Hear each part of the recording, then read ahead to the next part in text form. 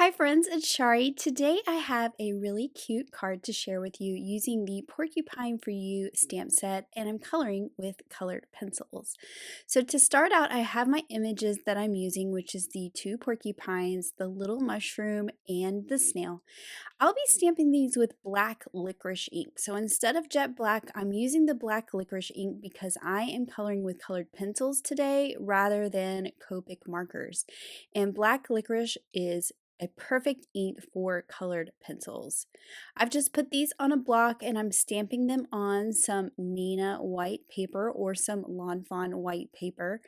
And I'm pulling out my Prismacolor pencils to color with today. And I love coloring with colored pencils. I just forget to do it because it's a little more time consuming than Copic sometimes, but I don't have a lot of images here, so I thought I would share this with you today. I do like to use my color chart to see my colors, and I do like to blend my colors with Gamsol. I have my Gamsol in this little bottle from Inky Antics. I refill it with the bottle on the left, but I like this bottle because of the little dauber top that it has. I think it's easy to put the Gamsol onto my paper blending stumps. And you can see I keep a whole bunch of these. They're pretty inexpensive in my little case here. I basically have a paper blending stump for every color of the rainbow, and that's what I use to do my blending. So I'm actually going to pull out the one with like the browns and the creams and set those here with my pencils, and I'll put the rest to the side. So I've already pulled out some colors and set them to the side. For the porcupine quills, I'll be using two shades of brown. I'm using sienna brown and burnt ochre. So the sienna brown is the darker color that I'm coloring right now. And my little tip for colored pencils is start with a little. You can always add more. You can never really take it away. I mean, you can erase it if it gets too much, but it's a lot easier to add more than try to remove it. So I went in with the lighter color, filled in, and now I'm going back with the darker color again. And I like the look of colored pencils like this without blending them as well. I think they have a really kind of whimsical look, but I will blend it with the Gamsol so you can see it both ways. And I do feel like the Gamsol kind of smooths it out and you get sort of I like to call it a storybook look. It's definitely a lighter coloring than you get with markers. So I've just taken my blending stump and I've turned my Gamsol bottle up so it's at the dauber top and just push down and soak some of that into the tip of the blending stump. And I'm just kind of coloring over what I've already done. This breaks down the wax of the pencil and blends those colors together nicely. You can always go back and add more, which is what I did there. And you can see how that kind of smoothed it out and changed the color a bit. So now I'm moving on to the body of my porcupine, and I pulled out my beige pencil and I'm just putting a layer of this all over. And I actually did decide I needed to pull in a bit darker color, so I'll go back to my box of pencils over here and I'm going to pull out the ginger root pencil. It's a little bit darker, but that same kind of creamy tone. And this will allow me to add some shadows in there. So I'll just add shadows on the belly and the feet, especially that one that's in the background, along the line of his quills and under his arms and chin. Then I can find my blending stump that has light cream color on it. You want to make sure you don't grab the ones with the brown because it will add some brown to this. So you want to make sure you have one for all your colors. You can, of course, kind of use the sandpaper and get that color off and reuse the same stump, but they're really inexpensive and it's just easier to buy one for each color. So I've blended that out and then I'm adding a little pink to his ear. I'll add a little pink cheek and then some brown for his nose. So here is that first porcupine, and then I'll just color the second one exactly the same way, starting with that dark and then the light of the brown, and then I'll do the body. So now I have both of my porcupines colored and they are just so cute. Of course, I'm adding that little pink cheek to that one as well. And I just think that they're so cute. I love the look of colored pencils. So now I'm moving on to that little tiny mushroom. I am using two shades of orange, a darker and a lighter. And you can be kind of rough with this if you're going to blend with the Gamsol. I've grabbed my orange blending stump and I'll just blend that out really quickly. For the spots in the stem, I'm using that same beige color that I used for the porcupine's bodies. That's the lighter of the two colors. And then for the snail, I love coloring a snail purple. I don't know why, but I will grab some purples. I have the Parma Violet, which is my darker purple, and then I believe I have some lilac as my lighter.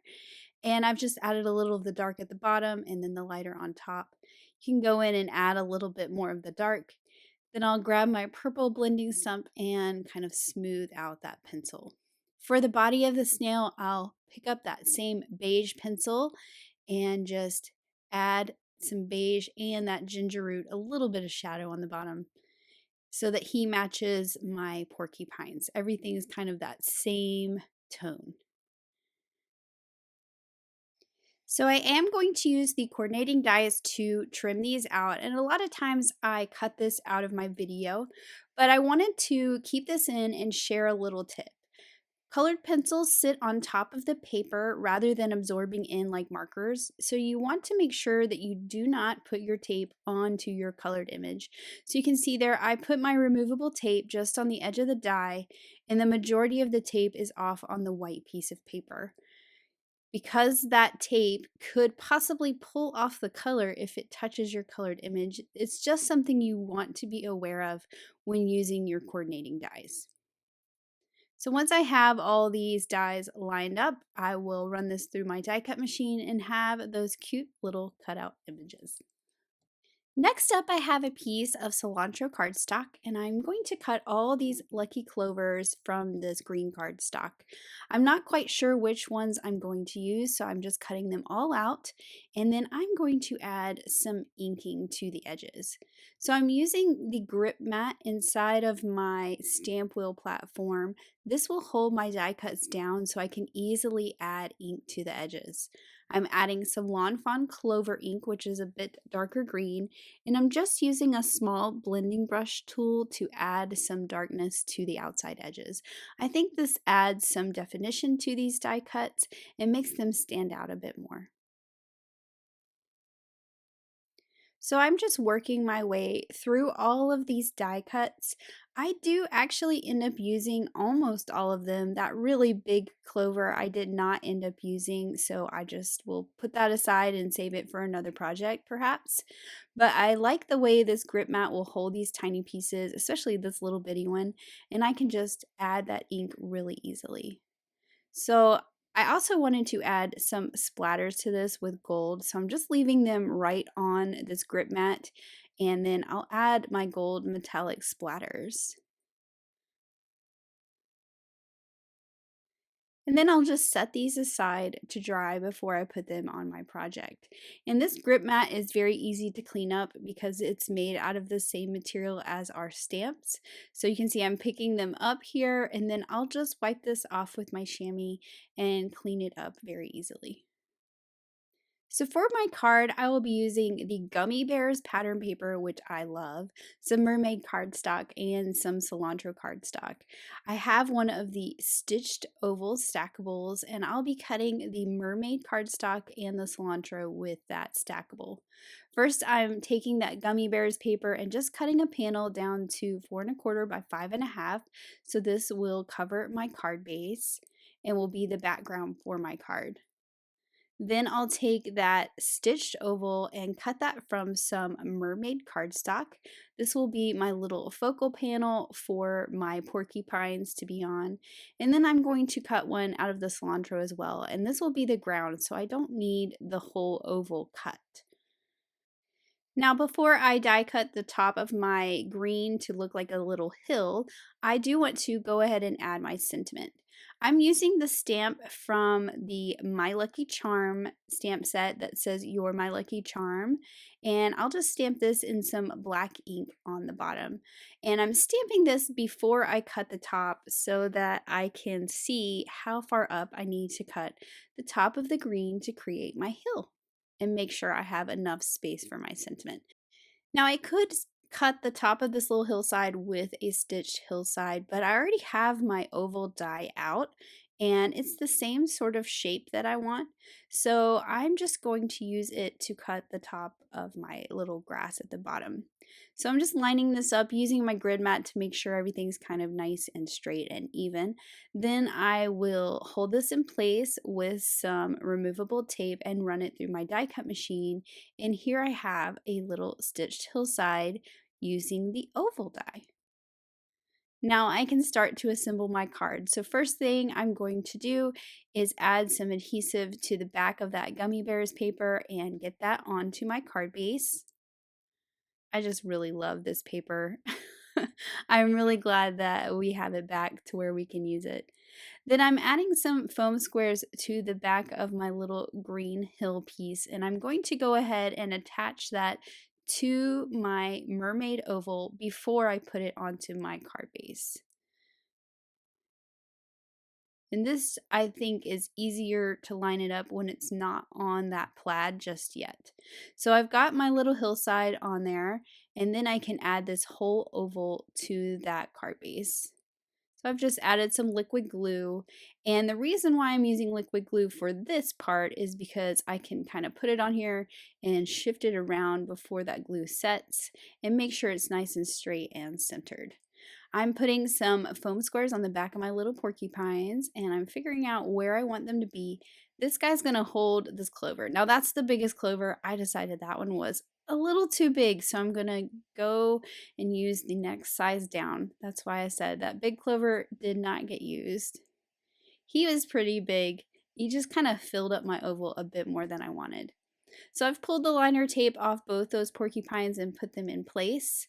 I'm actually going to kind of scoot them over just a little bit so that you can see my clover a little bit more.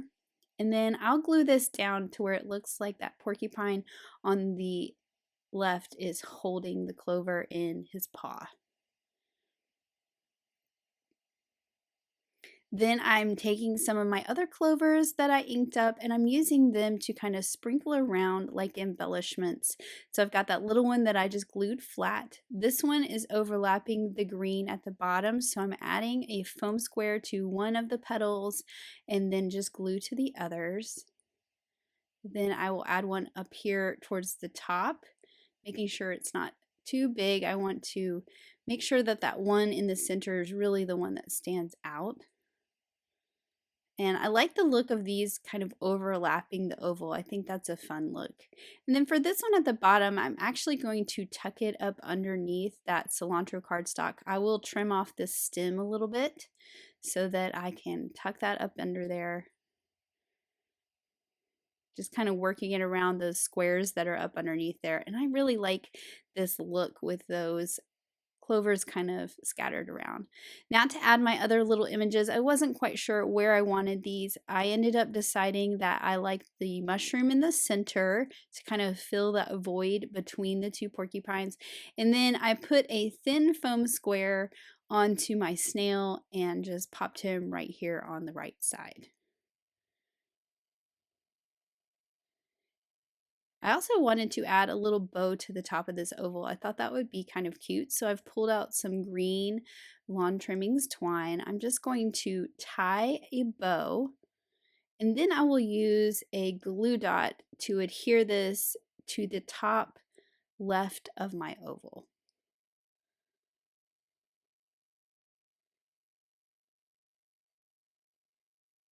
This adds some really fun dimension and texture to this card. And then finally, I want to add some shine. So I'm pulling out some iridescent bubbles and I've just kind of placed those around. I've got 5 because I like my embellishments like this to be in odd numbers. I'm figuring out where I want them to go before I go back through and I'll pick each one up and then just add a dot of glue and drop it back into place. And the Lawn Fawn glue tube, that glue dries clear, so you won't see it once it's dry behind these iridescent bubbles. And then here is my finished card. I think it turned out so cute. I love that rainbow plaid in the background. I love the soft colors of the colored pencils on the porcupines, and I just love those big clovers as well. So here's another look, and I hope this has inspired you to take those little porcupines and see what other things you can do with them. Thanks so much for watching. Have an amazing day. Bye.